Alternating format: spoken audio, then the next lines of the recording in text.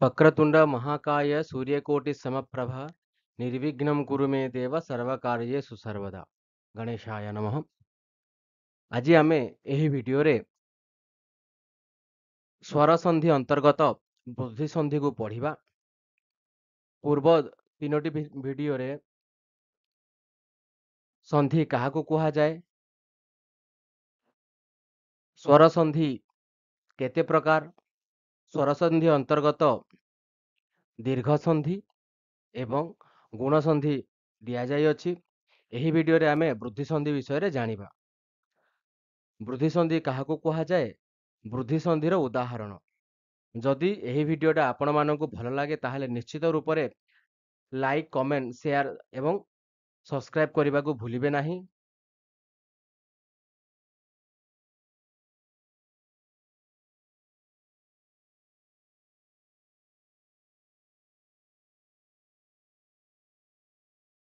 ବୃଦ୍ଧି ସନ୍ଧି ଆମେ ଜାଣିଛେ ଦୁଇଟି ପଦ ଅତି ନିକଟବର୍ତ୍ତୀ ହୋଇ ପୂର୍ବ ପଦର ଅନ୍ତିମ ବର୍ଣ୍ଣ ଏବଂ ପରପଦର ପ୍ରଥମ ବର୍ଣ୍ଣ ମିଳିତ ହେଲେ ମିଶିଗଲେ ସେଇଟା ସନ୍ଧି ହୋଇଯାଏ। ସନ୍ଧି ପୁଣି ତିନି ପ୍ରକାର, ସ୍ୱର, ବ୍ୟଞ୍ଜନ, ବିସର୍ଗ। ତ ଆମେ ସ୍ୱରବର୍ଣ୍ଣ ମାନଙ୍କୁ ନେଇ ଯୋଉ ସନ୍ଧିଟା ହୁଏ ସେ ହଉଛି ସ୍ୱର ସନ୍ଧି। ସେହି ସ୍ୱର ସନ୍ଧି ଅନ୍ତର୍ଗତ ହଉଛି ବୃଦ୍ଧି ସନ୍ଧି। ତ ବୃଦ୍ଧି ସନ୍ଧି କେମିତି ହୁଏ ଆମେ ଜାଣିବା। ତ ଅ କିମ୍ବା ଆ ସହ ଏ କିମ୍ବା ଐ ର ସନ୍ଧି ହେଲେ ଦୁଇଟି ଯାକ ବର୍ଣ୍ଣ ମିଶି ଐ ହୁଅନ୍ତି। ଦେଖିବା ବେଲେ ଅ କିମ୍ବା ଆ ସହିତ ଯଦି ଏ କିମ୍ବା ଐ ମିଶି ଯାଆନ୍ତି ତେବେ ଏ ଦୁଇଟି ସ୍ଥାନରେ କଣ ହୁଏ ନା ଐକାର ହୁଏ। ଯେମିତି ଆମେ ପୂର୍ବ ଭିଡିଓ ମାନଙ୍କୁ ଦେଖିଛେ, ଗୁଣ ସନ୍ଧିରେ ସେ କଣ ହୁଏ ନା ଯଦି ଅ ସହିତ ଇ ମିଶିଯାଏ ତାହେଲେ କଣ ହେଇଯାଏ ନା ଏ ହେଇଯାଏ। ଏଠି କଣ ହଉଛି ନା ଅ ସହିତ ଅଥବା ଆ ସହିତ ଏ ଅଥବା ଐ ମିଶିଗଲେ କଣ ହବ ନା ଐକାର ହେଇଯିବ, ବୃଦ୍ଧି ହେଇଯିବ। ଏକାର ହଉଛି ବୃଦ୍ଧି, ଏକାର କଣ ନା ଏକାର ହଉଛି ବୃଦ୍ଧି। ଆଉ ଟିକେ ପ୍ରାଞ୍ଜଳ ଭାବରେ ଜାଣିବା। ଅ କିମ୍ବା ଆ ସହିତ ଔ ଓ କିମ୍ବା ଔ ର ସନ୍ଧି ହେଲେ ଦୁଇଟି ଯାକ ବର୍ଣ୍ଣ ମିଳିତ ହୋଇ ଔ ହୋଇଥାନ୍ତି। ଆମେ ଉଦାହରଣ ମାଧ୍ୟମରେ ଜାଣିବା, ଡାଇଗ୍ରାମ ମାଧ୍ୟମରେ ଜାଣିବା।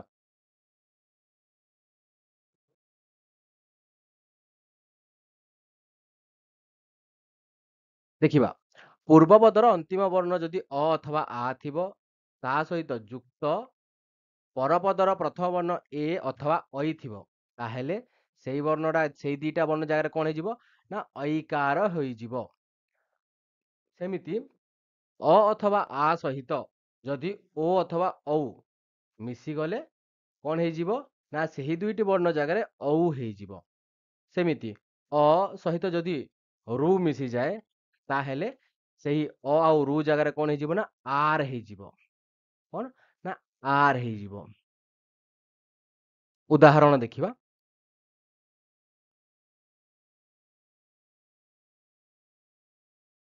ବୃଦ୍ଧି ସନ୍ଧି ଅ ଅଥବା ଆ ସହିତ ଯଦି ଏ ଅଥବା ଐ ମିଶିଲେ କଣ ହବ ନା ଶେଷରେ ଆମ ହେଇଯିବ ଐ।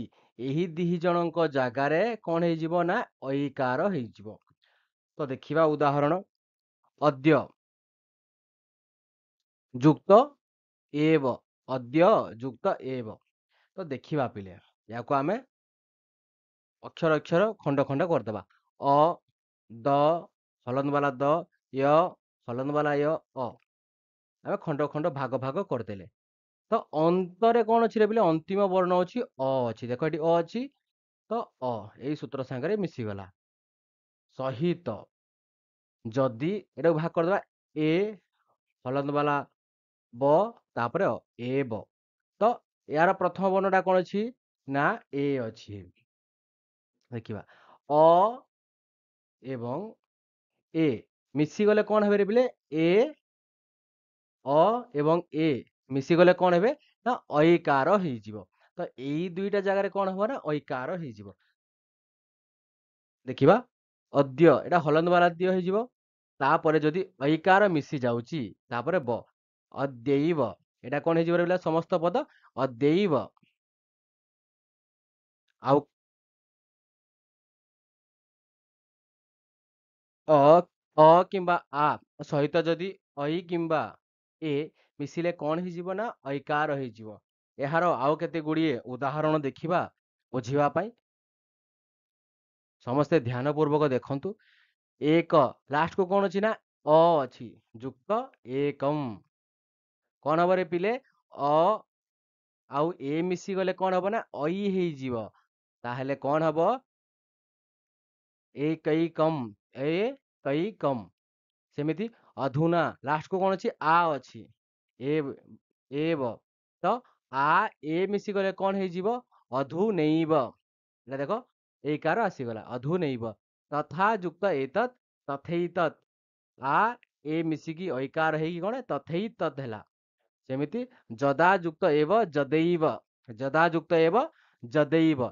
ଇନ୍ଦ୍ର ଯୁକ୍ତ ऐरावतौ ଦେଖ ପିଲେ ଇନ୍ଦ୍ର ଲାଷ୍ଟ କୁ କଣ ଅଛି ଅ ଅଛି ଇନ୍ଦ୍ର ଅ ଶୁଭୁଛି। ଆଉ ଐ ମିଶିକି କଣ ହେଇଗଲା ରେ ପିଲେ ନା ଏଇକାର ହେଇଗଲା। ଅ ଯଦି ଏଇ ସାଙ୍ଗରେ ମିଶୁଛି ତ କଣ ହବ ସେଇ ଏଇକାର ହିଁ ହେଇଯିବ। ତ ଏଠି କଣ ହେଇଯିବ ନା ଇନ୍ଦ୍ରୈରାବତौ ଇନ୍ଦ୍ରୈରାବତौ। ସେମିତି ଗଣ ଅ ଅଛି ଐକ୍ୟମ୍ ଗଣୈକ୍ୟମ୍ ଗଣୈକ୍ୟମ୍। ଦେଖ ଐକ୍ୟମ୍ ହେଇଯାଇଛି ଏଠି। तब युक्त ऐश्वर्यम तवैश्वर्यम तब युक्त ऐश्वर्यम तवैश्वर्यम। मत युक्त ऐक्यम मत अकार अछि ऐक्यम मतैक्यम।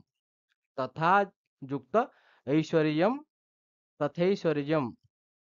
सेमिति धारा आ अछि युक्त ऐक्यम धारैक्यम। ଏଠି ଏଇ କାର ହେଇଯାଉଛି ରେ ଦେଖ ସମସ୍ତେ ଧ୍ୟାନ ପୂର୍ବକ ଦେଖିବ ଆ ଏଇ ସାଙ୍ଗରେ ମିଶି ଗଲେ କଣ ଏଇକ୍ୟମ ହେଇଯାଉଛି। ଦେଖ ଏଟା ଅ ଅଥବା ଆ ସହିତ ଯଦି ଏ ଅଥବା ଏଇ ମିଶିଲେ ଅ ସହିତ ଏ ମିଶି ପାରେ ଅ ସହିତ ଏଇ ବି ମିଶି ପାରେ। ଆ ସହିତ ଏ ମିଶେ ଅଥବା ଆ ସହିତ ଏଇ ବି ମିଶେ। ଯାହା ବି ଯାହା ସାଙ୍ଗରେ ଯିଏ ମିଶିଲେ ସିଏ କଣ ହବ ବୋଲେ ଏଇ କାର ହିଁ ହବ ବୃଦ୍ଧି ହବ ଏଠି। ତ ଧାରା ଆକାର ଅଛି ऐक्यम धारैक्यम महा युक्त ऐश्वर्यम महेश्वर्यम महैश्वर्यम। सदा युक्त ऐक्यम सदैक्यम सदा युक्त ऐक्यम सदैक्यम। ଆଉ ଗୋଟେ ଦେଖିବା ଆ ସହିତ ଅ ଅଥବା ଆ ସହିତ ଯଦି ଓ ଅଥବା ଔ ମିଶିଲେ କଣ ହବ ନା ଔ ହବ। ଦେଖିବା କେମିତି ହୁଏ। ଜଳ ସହିତ ଯଦି ଓଘ ଜଳ ସହିତ ଯଦି ଓଘ ମିଶିଲା କଣ ହବ ଦେଖିବା। ଏଟାକୁ ଭାଗ ଭାଗ କରିଦେଇଛେ ଜ ହଲନ୍ତ ବାଲା ଜ ସହିତ ଅ ମିଶିଲେ କଣ ଜ ହବ। ଲ ହଲନ୍ତ ବାଲା ଲ ସହିତ ଯଦି ଅ ମିଶେ ଳ ହବ। ତା ସହିତ ଯଦି ଓଘ ଓ ଘ ଦେଖରେ ପିଲେ ଅ ସହିତ ଯେତେବେଳେ ଓ ମିଶୁଛି କଣ ହବ ନା ଔ ହେଇଯିବ। ଅ ସହିତ ଯେତେବେଳେ ଓ ମିଶୁଛି କଣ ହେଇଯିବ ଔ ହେଇଯିବ। ତ ସମସ୍ତ ପଦ ପୂର୍ଣ୍ଣ ପଦରା କଣ ହବ ଜଲ ଲ ରେ ହଲନ ଅଛି ତ ଔ ମିଶିଗଲା କଣ ହବ ରେ ବିଲେ ଜଲୌଘ କଣ ହବ ନା ଜଲୌଘ। ଏମିତି ଆଉ କେତେ ଗୁଡିଏ ଦେଖିବା। ଆଉ କେତେ ଗୁଡିଏ ଦେଖିବା ଆ ଅଥବା ଅ ସହିତ ଯଦି ଓ ଅଥବା ଔ ମିଶିଲେ ଔକାର ହୁଏ। ତାହାର ଆଉ କେତେ ଗୁଡିଏ ଉଦାହରଣକୁ ଦେଖିବା।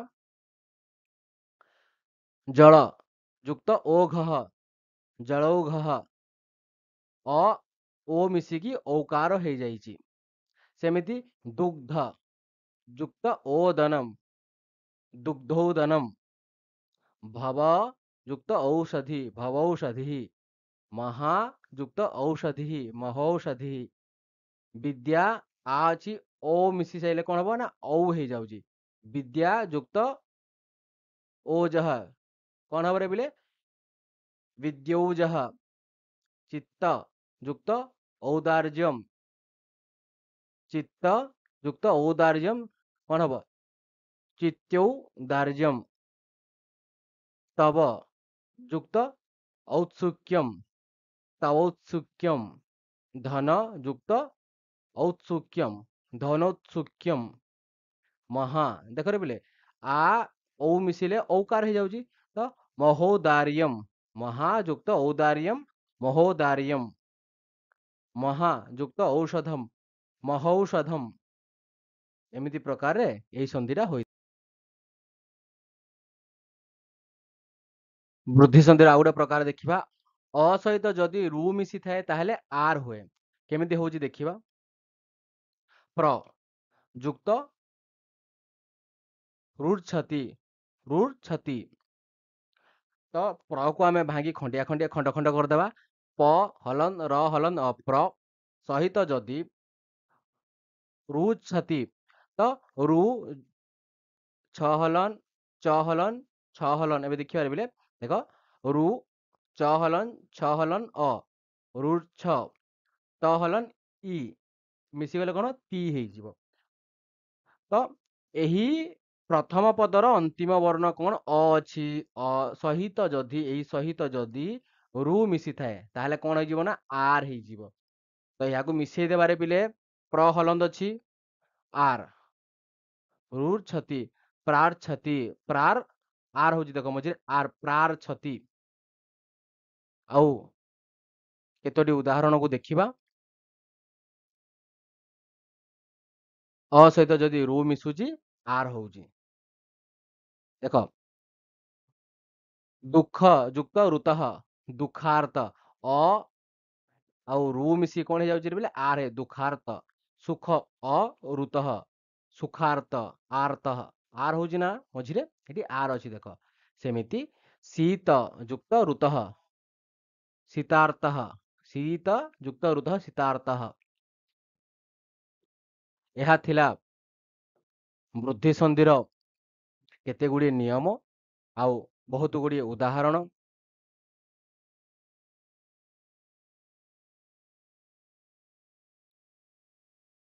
ସମସ୍ତଙ୍କୁ ଧନ୍ୟବାଦ ଯଦି ଏ ଭିଡ଼ିଓଟି ଭଲ ଲାଗିଥିବ ତ ନିଶ୍ଚିତ ଭାବରେ like comment share and subscribe କରିବାକୁ ଭୁଲିବେ ନାହିଁ ଧନ୍ୟବାଦ